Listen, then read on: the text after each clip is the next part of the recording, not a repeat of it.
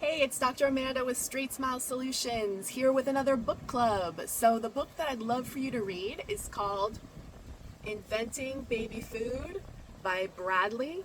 You can see the title right there. It says Taste, Health, and the Industrialization of the American Diet.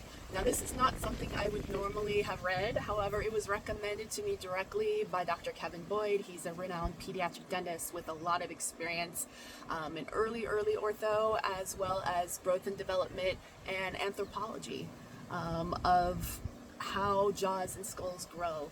And one of his best lectures that he did recently that I got to attend was all about the why, the anthropology of why we now have malocclusion, how our faces grow, how little kids' faces grow, and why malocclusion is now prominent as a first world industrialized, issue over time, and why isn't it happening in third world countries.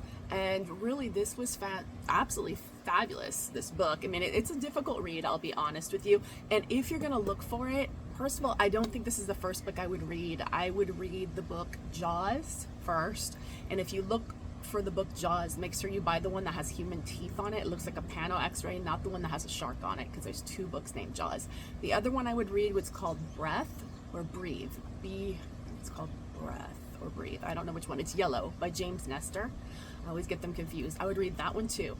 These have all the citations that you need to read. So when you move on to Inventing Baby Food, you will understand a little bit more about just how incredibly taken advantage we've been by our government, by food companies, by marketing, thinking that we need to feed our kids baby food. We absolutely do not. Now, I don't know how you guys were raised, but the way I was raised in the 70s, I don't think we had baby food. I think we just ate whatever was in the garden and whatever was cooked and chopped up.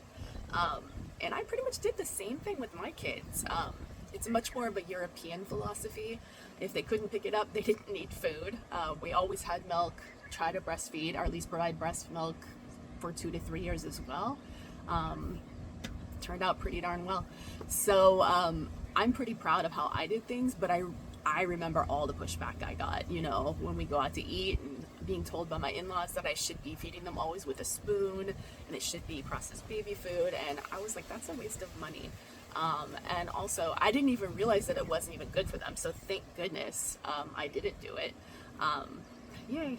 So I'm really grateful now that I've read this book. I'm grateful that I stuck to my guns and I didn't succumb to all the pressure from other people to feed processed baby food to my kids.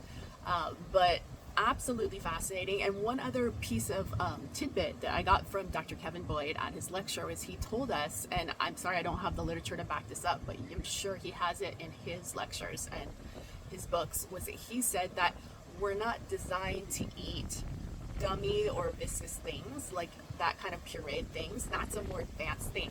We can drink milk. We can chew up small bites of harder food, but this whole viscous, gloppy type of consistency is a more advanced thing for 2, 3, 4. So the fact that we're doing this at 4, 5, 6 months is a mistake. So I really hope that every single pediatric dentist, every single orthodontist reads this book, even though we don't really deal with babies that much, but you should know about this. And every single pediatrician reads this book. Now, like I said, it's a hard read. It's been a little challenging. A lot of citations. It's a lot. But if you look for it in Amazon, I by accident bought the hardback. I bought it used because I wasn't going to pay the new price. Excuse me. But the paperback is yellow, and it's got jars of baby food on the front. Much more pretty than whatever this was that I got. Hopefully it's a little bit of an easier read. But I highly recommend it, especially if you have kids, especially if you're a dentist, especially if you're a pediatric dentist, especially if you're a pediatrician. This is a no-brainer. You absolutely need to read this. It's going to blow your mind. All right, thanks.